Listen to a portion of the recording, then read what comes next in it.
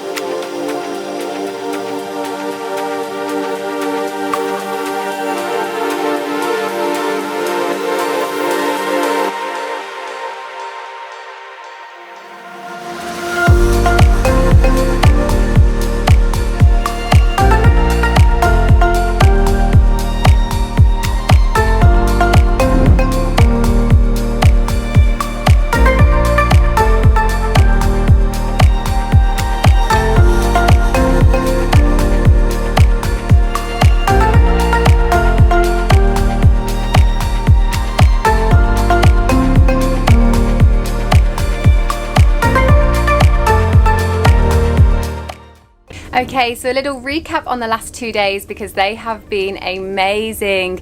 Yesterday morning we headed out just on the zodiacs. It was blue skies, as you saw.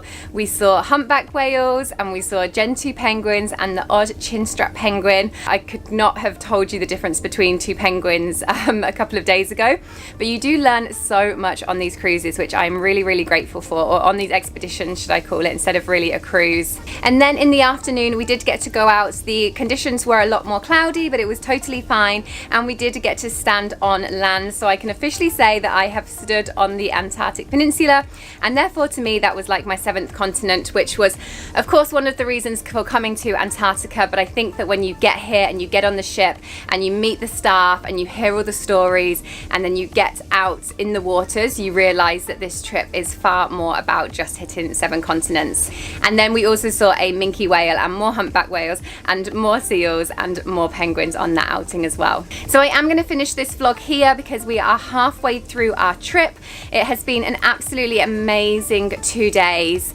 However, we said, us as a group yesterday, we had such a good 2 days. If the trip was to end now, we would be happy to go home. We would be happy going home. And that has just become a reality. We had an emergency meeting this morning and something has happened. So you're gonna have to watch the next vlog to see what happens in the next part of the trip. So thank you very much for watching this video. All of my links for Antarctica are below, including the tour that I'm doing, all of my posts on packing for Antarctica. I've got other videos up as well if you are doing this trip as well and you want some more information. And I will see you in my next video.